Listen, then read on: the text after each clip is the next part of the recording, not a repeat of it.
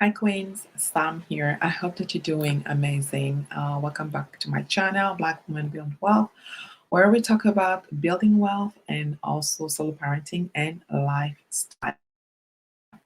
So we are now in February. I don't think that I've said it in any of my videos for February yet, but happy Black History Month. And also, now that we're in February, that means that the month of January is finished. So grateful that we're all here still after, at this point. But one thing that I wanted to share was a quick recap on my low spend January. As you guys know, 2024 for me is a no/low spend year, and I've shared that already in one of my previous videos where I gave you my rules for this year. So check the video after this one if you haven't had a chance to listen to it yet. And I thought that essentially I'll be give you a quick summary on how my month went after the month is done, and see how I'm actually faring in terms of my money goals, which I was also shared with you in a previous video, my money goals for 2024.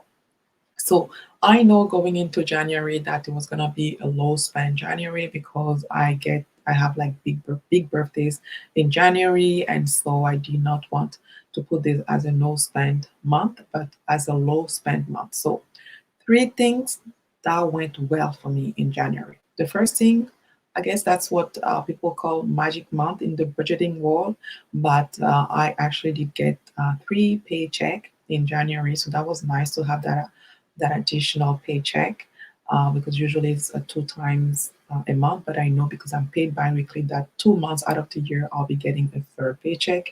I did not know that was gonna be January. One of those months will be January for 2024. So I was quite happy about that. And then the second thing that went well is I did not buy any of the items on my list of no buy. So I've shared in another video that I've done previously 24 things that I'm not buying in 2024. So check out that video again once you're done here. But I was really serious, and I was going through it. And I'm like, okay, no chocolate bar, no soda, right? I did not buy any bubble tea. I was offered a bubble tea, probably from someone who watched this video. I'm like, oh my god, how is she gonna do to survive without a bubble tea? So it was nice to get that. I got like a nice surprise, and the person told me, "Oh, I'm sending you two bubble teas," and so that was kind of like quite nice. But I definitely did not pay from my pocket for any of the items that I have on my no buy list for 2024. That's the second thing that went well, and then the third thing that went well for my low spend January was that I was able to essentially contribute. So I contributed $450 into my savings, and my goal for the year is 10,000. I know, I'm far, but small step.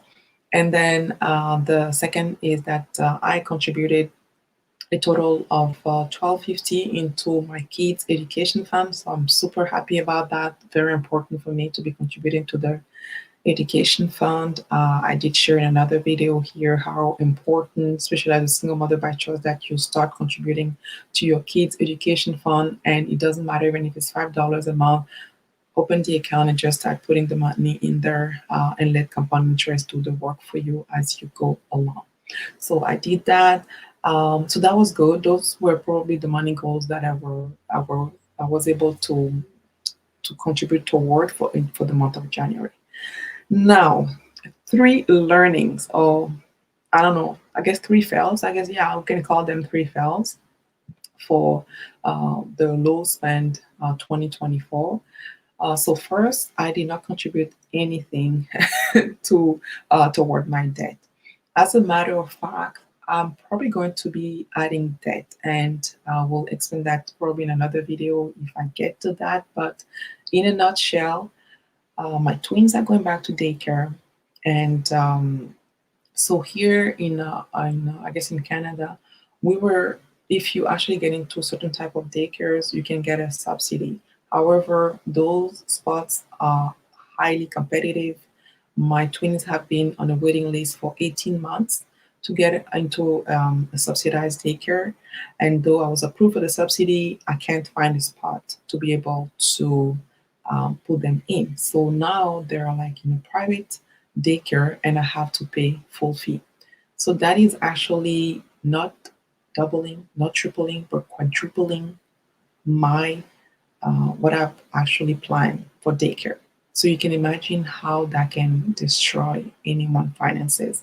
I don't have the luxury of a second income, and it's not like unfortunately, I don't have a healthy emergency fund at this point.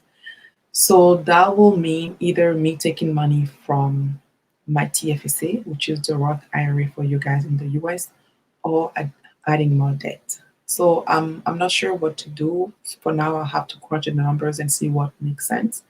I know for the amount that I will need, if they were to go, well, right now they're already in the private daycare anyway, but I know that for the total that I would need, let's say over the next 6 months until hopefully I can get a spot in the subsidized daycare, even if I were to withdraw that total from my investment, that is not going to impact the fact that I'm cost fi. So when I say that I was cost fi, I didn't calculate it to the penny because I didn't want to do that. So I have a healthy buffer, so that gives me a bit of a wiggle room in cases like this where maybe I need to take money from my TFSA. What is good with the TFSA is like if I take the money out of it, I don't lose that contribution room. It gets transferred into then carried over into the next years until hopefully I get more money at one point and I can pay it back, or I can get additional debt. And not so much to apply for the debt. I do have line of credits that I'm not using right now, so I could use those and pay for the daycare. I'll have to figure it out. So again, I guess that's one of the fail in the sense that I did not contribute anything toward paying down my 9,000 debt, which is my goal. That was my goal for this year to pay it down, and I may actually add more debt. So more to come in another video, or maybe you guys can let me know what do you think. Should I take money from my tax savings account, or should I just use my line of credit for that? I'm curious to know.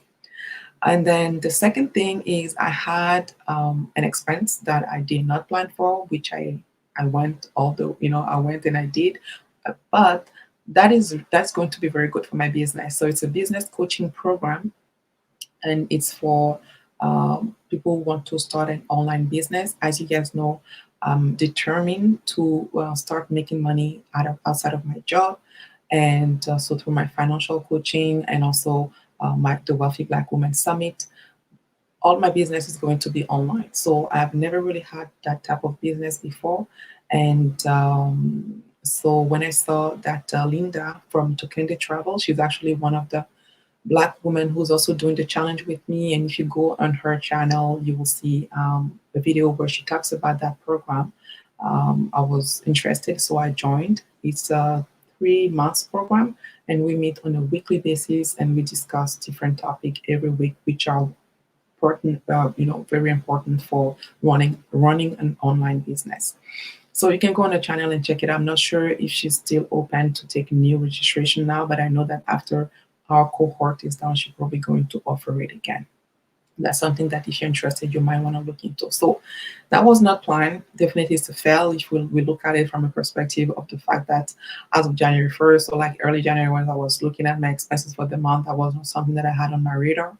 But I feel like it was definitely very important expense for my business to really help me structure the business in the way that it's going to be serving me and making sure that I'm building my business on solid foundations.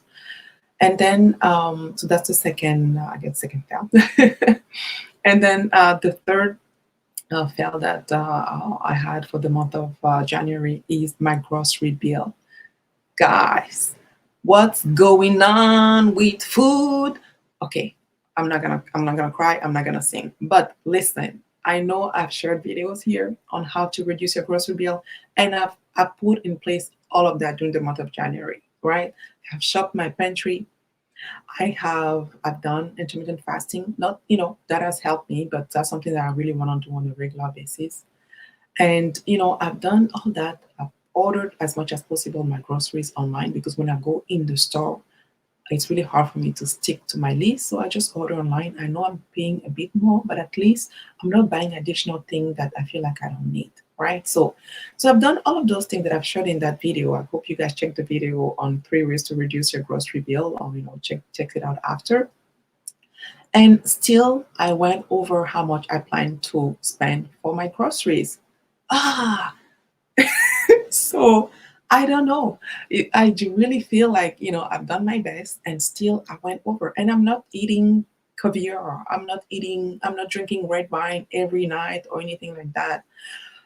So that is something that I'm gonna have to really look into, because I can't be letting, my food bill be throwing off my schedule, my money plan so much. So that's something that I'm gonna have to look into for February and for the ongoing months. I have to say, when I really looked closer on the expenses, at the end of the day, I have young kids who are still in diapers, and also formula that costs money. And I have beautiful twins, so that's like twice the amount that you will expect to spend for a child. So I know this is a season of my life that my grocery bill are just like through the roof, because I hear a family of four, of course, family of four, older kids, and they're not even spending half of how much I'm spending right now on groceries. So that's what it is. So I need to check that. So that's a recap. I wanted to come here and give a recap on how my low spend January went. For February, I'm going to do a low spend as well, because I also have a couple of birthdays in there. I love celebrating people's birthdays, and so it's really hard for me when I have birthdays of a family during a month to make it a no spend, because I still want to give them something or contribute to whatever we decide to do, or like could be also a friend. So we'll see how that goes for February. I'm always gonna strive to the no spend, but I will give myself a bit of a leeway, because, like I say, I know for February I'm going to have a few birthdays in there, very important birthdays. So I want to have a bit of wiggle room to be able to spend on those birthdays. So let's look. Let's get started with a low spend February and see how things go. So thank you again for watching. If you are doing a low or no spend year, let me know in the comments below how that has been going on for you. Are you, do you feel like you're gonna be hitting your targets? What do you find the most challenging? Have you decided to change something? Let's encourage each other. We already did month 1 out of 12. 11 months to go. We can do this. You go. So there you have it. So come back tomorrow as we continue this journey of the 30 in 30. We are getting close to the end. We are getting close to the end. So very excited. And once again, if there is any topic that you would have loved to hear me talk about and I did not talk about it, or you felt like there are still maybe things that you want to know about the specific topic, let me know in the comments. I might not get back to your comments right away, but I really make a point at one point to sit and go through all my comments and reply. So you will get a reply from me. I'll get to read your comment, and hopefully, if you tell me to share something in terms of video by the time I'm done with this challenge, I'll be more than happy.